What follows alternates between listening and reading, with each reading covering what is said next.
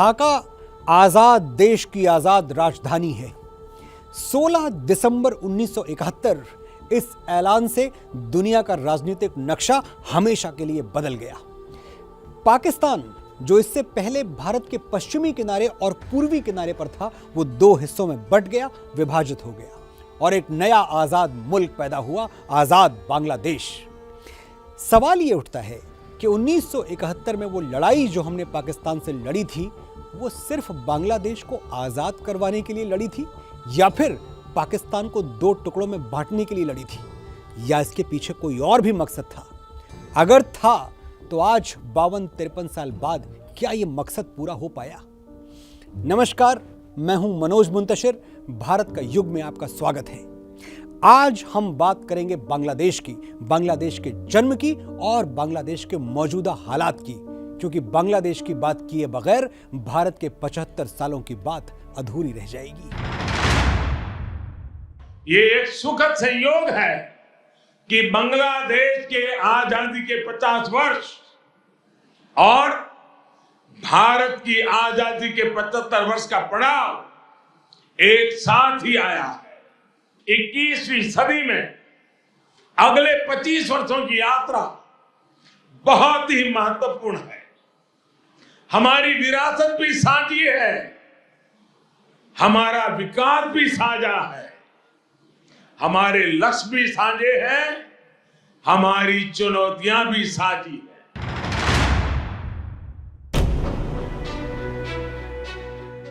साल 1971 में जब बांग्लादेश बना, तब ऐसा माना गया कि वो ज्यादा दिनों तक खड़ा नहीं रह सकेगा। खास तौर पर पाकिस्तान को उम्मीद थी कि बांग्लादेश आर्थिक तौर पर फल फूल नहीं पाएगा और खुद ही झुककर पाकिस्तान में विलय की बात करेगा। लेकिन जो बांग्लादेश जन्म के समय वेंटिलेटर पर कहा जा रहा था, वो आज विकास की राह पर दौड़ रहा है।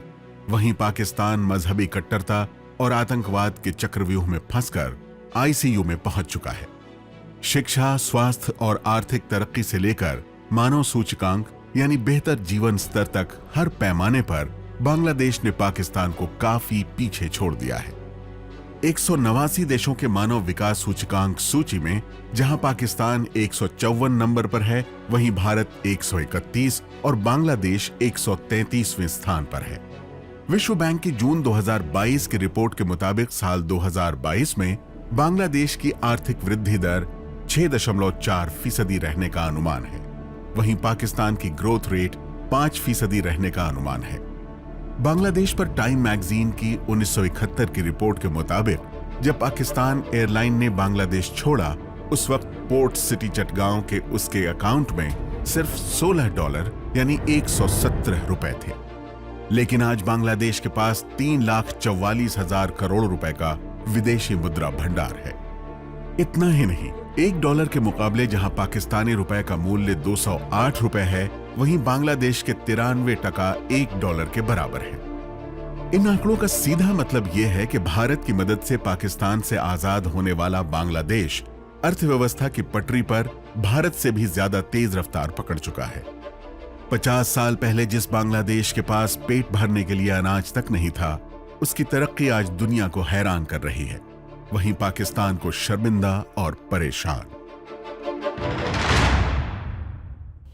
1947 में दुनिया के राजनीतिक नक्शे पर उभरा था पूर्वी पाकिस्तान, जो देश के बंटवारे के बाद बने पाकिस्तान का एक हिस्सा था। लेकिन पूर्वी पाकिस्तान की उम्र ज्यादा लंबी हो नहीं पाई। 24 साल बाद ही पाकिस्तान के इस हिस्से का किस्सा तमाम हो गया और पूर्वी पाकिस्तान बांग्लादेश में बदल गया। लेकिन ये बदलाव, ये तब्दीली अचानक नहीं आई थी, ना ही ये बदलाव कुर्बानियों के बिना हुआ। लाखों लोगों ने जानें गंवाई, तब बना बांग्लादेश, जिसे सबसे पहले एक स्वतंत्र राष्ट्र के तौर पर मान्यता भारत ने दी।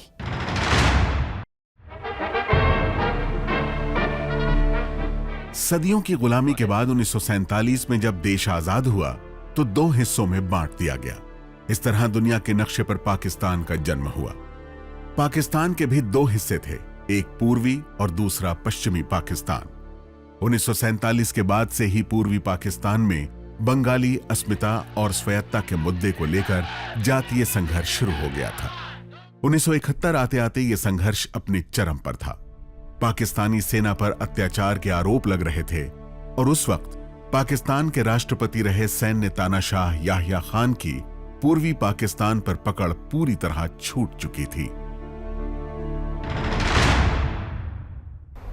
I think any government which would like to persecute their own people is nothing but exaggerated lies. Army has persecuted nobody. Army has tried to save 70 million people of East Pakistan against armed rebels of East Pakistan who were excited and incited by a new theory and philosophy of Awami League for secession. As you know, the problem is not an Indo-Pakistan problem. The problem is between the military regime of West Pakistan and the people and the accepted elected representatives of the people of Bangladesh. Bharat और पाकिस्तान के रिश्ते में नया मोड़ तब आया जब 1971 में दोनों देशों के बीच तीसरी जंग हुई और फिर पाकिस्तान का बंटवारा हुआ। ये वो तस्वीरें हैं जो भारत के इतिहास में हमेशा के लिए याद रह गई। भारत की सेना ने सिर्फ 14 दिनों में पाकिस्तानी सेना को हथियार डालने पर मजबूर कर दिया था। पाकिस्तान के commander lieutenant general A.K. Niazi ने 16 दिसंबर 1971 को ढाका में लेफ्टिनेंट जनरल अरोड़ा के सामने सरेंडर के कागजात पर दस्तखत किए थे और फिर इसी के बाद दुनिया के नक्शे पर वजूद में आया था बांग्लादेश। बांग्लादेश के बनने की ये कहानी अपनी जगह है, लेकिन आज के भारत के सामने अहम सवाल ये है कि क्या इससे हमारी मुश्किलें कम हुई हैं? 1971 की जंग के बाद हमने पाकिस्तान के नक्शे को तो बदल दिया, लेकिन इससे हासिल क्या हुआ? आजाद भारत के 75 साल के सफर में आज जब हम पीछे मुड़कर देखते हैं तो ये जानना और भी जरूरी हो जाता है, क्योंकि बांग्लादेश आज हमारा एक अच्छा पड़ोसी है तो वहीं पाकिस्तान हमें आतंकवाद की आंखें दिखा रहा है। हमें याद रखना है कि व्यापार और उद्योग में जहां हमारे लिए एक जैसी संभावनाएं हैं, तो आतंकवाद जैसे समान खतरे भी हैं। जो सोच और शक्तियां इस प्रकार की अमानवीय घटनाओं को अंजाम देती हैं, वो अब भी सक्रिय है। हमें उनसे सावधान भी रहना चाहिए और उनसे मुकाबला करने के लिए संगठित भी रहना होगा। 1971 के युद्ध में शर्मनाक सरेंडर के बावजूद पाकिस्तान ने बांग्लादेश को एक स्वतंत्र राष्ट्र मानने में 2 साल लगा दिए। 10 जुलाई 1973 को पाकिस्तान की नेशनल असेंबली ने बांग्लादेश को स्वतंत्र देश स्वीकारने वाला प्रस्ताव पारित किया था, लेकिन पाकिस्तान बांग्लादेश को कभी दिल से स्वीकार नहीं कर सका। करीब 40 साल बाद दोनों देशों के संबंध बेहद खराब हुए जब 2013 में बांग्लादेश में जमात इस्लामी के नेता अब्दुल कादिर मुल्ला को फांसी दी गई। 2015-16 में भी टेरर फंडिंग को लेकर बांग्लादेश और पाकिस्तान के संबंधों में तनाव रहा। अगर 1971 को ही पैमाना माना जाए तो भी दोनों देशों के बीच फर्क साफ नजर आता है। पाकिस्तान की प्राथमिकता जहां एटम बम और आतंकवाद रहा, वहीं बांग्लादेश का फोकस विकास रहा। बेरोजगारी घटाने, निर्यात बढ़ाने, लोगों का जीवन स्तर सुधारने पर जहां बांग्लादेश ने जोर दिया, वहीं सैनिक तानाशाही के चक्रव्यूह में फंसकर पाकिस्तान चीन का मोहताज बन गया। पाकिस्तान का विदेशी मुद्रा भंडार 76,817 करोड़ रुपए है, वहीं बांग्लादेश का विदेशी मुद्रा भंडार करीब 3,33,000 करोड़ रुपए है। साल 2021 में पाकिस्तान का निर्यात लक्ष्य 2,99,000 करोड़ रुपए है, वहीं बांग्लादेश का निर्यात लक्ष्य 4,11,000 करोड़ रुपए है। इन आंकड़ों से साफ जाहिर है कि 17 करोड़ की आबादी वाले बांग्लादेश ने 50 सालों में अर्थव्यवस्था के मोर्चे पर जो कुछ हासिल किया है, पाकिस्तान उसका बस ख्वाब ही देख सकता है। आज भी पाकिस्तान को अपना 2 हिस्सों में बंट जाना चुभ रहा है। आज भी वो उस जख्म को सहला रहा है जिसका नाम है पूर्वी पाकिस्तान। पाकिस्तान के इस दर्द का अंदाजा इसी से हो जाता है कि बांग्लादेश को मान्यता देने में उसने 4 साल लगा दिए। आज भी बांग्लादेश के वजूद को वो पूरी तरह स्वीकार नहीं कर पाया है। बांग्लादेश और भारत की दोस्ती भी उसकी आंखों में किसी कांटे की तरह खटकती है। भारत और बांग्लादेश के बीच कारोबार का रिश्ता भी बेहद मजबूत रहा है। वहीं पाकिस्तान बांग्लादेश के बीच इस रिश्ते में भी दरार है। भारत और बांग्लादेश के बीच करीब 100 संधियां हो चुकी हैं। हालांकि पानी के बंटवारे और सीमा पर होने वाली हत्याओं जैसे मुद्दों का समाधान निकालना अभी बाकी है। खास बात यह है कि भारत बांग्लादेश को एक छोटा नहीं बल्कि बड़ा देश मानता है जो तेजी से तरक्की कर रहा है, और बांग्लादेश की इस कायापलट का राज उसके एक्सपोर्ट यानी निर्यात में छुपा है। आजादी के समय जिस बांग्लादेश के सामने खाने का संकट था, आज वो रेडीमेड गारमेंट का सबसे बड़ा निर्यातक देश है। अमेरिका और यूरोपीय देशों को बांग्लादेश बड़े पैमाने पर झींगा, जूट, चमड़े का सामान और चाय भी बेचता है। विश्व बैंक के अनुमान के मुताबिक साल 2021-22 में बांग्लादेश ने 34% ज्यादा यानी करीब 4,11,000 करोड़ रुपए का निर्यात किया है, जिसमें रेडीमेड गारमेंट इंडस्ट्री का करीब 84% योगदान है। पिछले 10 साल में बांग्लादेश का रेडीमेड गारमेंट एक्सपोर्ट 2 गुना हो चुका है। साल 2011 में यह करीब 1,11,000 करोड़ रुपए का था, जो 2019 में 2,52,000 करोड़ रुपए का हो गया। बांग्लादेश में कपड़ा कारोबार से करीब 40 लाख लोगों को रोजगार मिलता है, जिनमें ज्यादातर महिलाएं हैं। और अब बांग्लादेश भारत के बंगलुरु बनने की राह पर है। करीब 10 साल में यहां करीब 40% वार्षिक दर से आईटी सेक्टर में ग्रोथ देखी जा रही है। यहां करीब 4,500 सॉफ्टवेयर और इंफॉर्मेशन टेक्नोलॉजी सर्विसेज कंपनियां रजिस्टर्ड हैं, और स्थानीय आईटी सेक्टर की वैल्यू करीब 8,300 करोड़ रुपए है। सीमा से जुड़े कुछ छोटे मोटे विवादों को अगर छोड़ दें तो भारत और बांग्लादेश के बीच संबंध और संपर्क दोनों ही दोस्ताना रहे हैं। दोनों देशों के बीच सीमाओं पर भी शांति है, लेकिन भारत पाकिस्तान के बीच सरहदें आज भी सुलग रही हैं। मोहब्बत और नफरत, दोस्ती और दुश्मनी से लेकर कारोबार और बहिष्कार तक तीनों देशों का सफर आज जिस मकाम तक आ पहुंचा है, उससे आगे की राह क्या हो सकती है? आइए इस बारे में विशेषज्ञों की राय भी जान लेते हैं। कोशिश पूरी करी जा रही है कि भारत और बांग्लादेश के जो व्यापारिक संबंध हैं, आर्थिक संबंध हैं, उनको नेक्स्ट लेवल पर ले जाने का। पर मुझे लग रहा है इसमें जो केवल और केवल एक विलेन है वो चाइना है।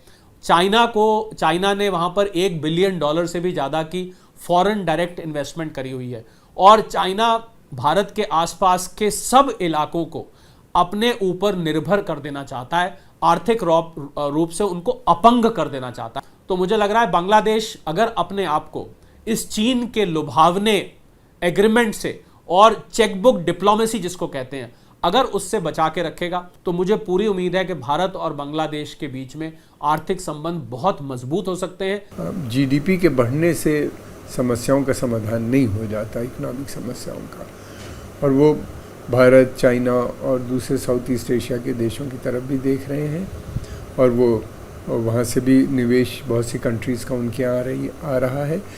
और मैं समझता हूँ भारत का एक बड़ा रोल है। अगर भारत वहाँ पे अपना निवेश करे तो बहुत सी समस्याएं उनकी हल हो सकती हैं, और इकोनॉमिक कॉपरेशन जितना बढ़ेगा उतने ज़्यादा संबंध भी बढ़ेंगे।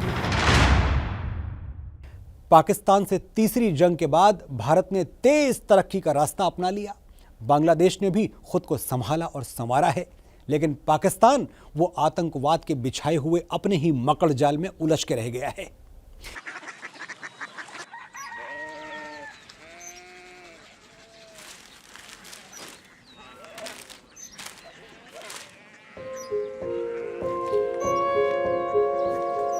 बाबा बाबा कोरिया सिटी জানি না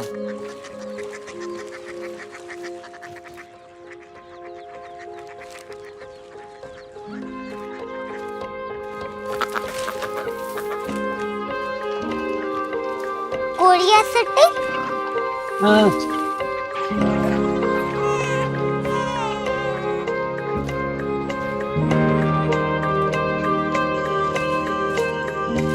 कोरिया सिटी कहाँ पे है? शहर अंग्रेजी लगे हैं।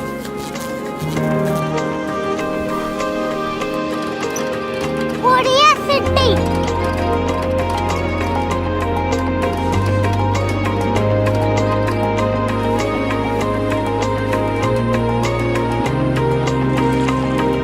वो बहुत दूर है।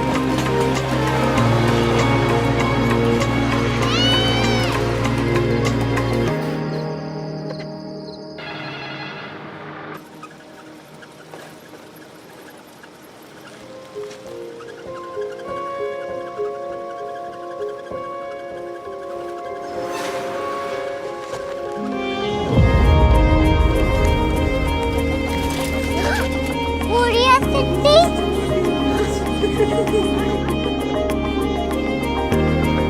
दुनिया को बोलना है, कुछ लोग बड़े होते हैं। कोरिया सिटी कहाँ है? प्रोफेसर साहब को पता होगा।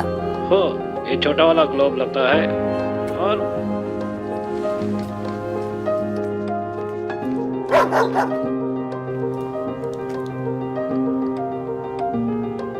पता नहीं, मेरी बेटी से जाके मिल लो, शायद उसे मालूम हो।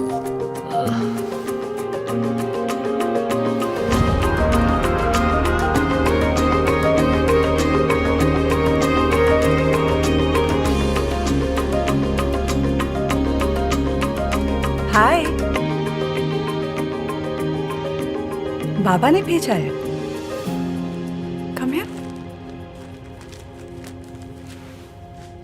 Korea city. कोरिया सिटी नहीं, क्यूरियोसिटी। वो क्या? That's what brought you here? जो तुम्हें यहाँ तक ले आया। क्यूरियोसिटी।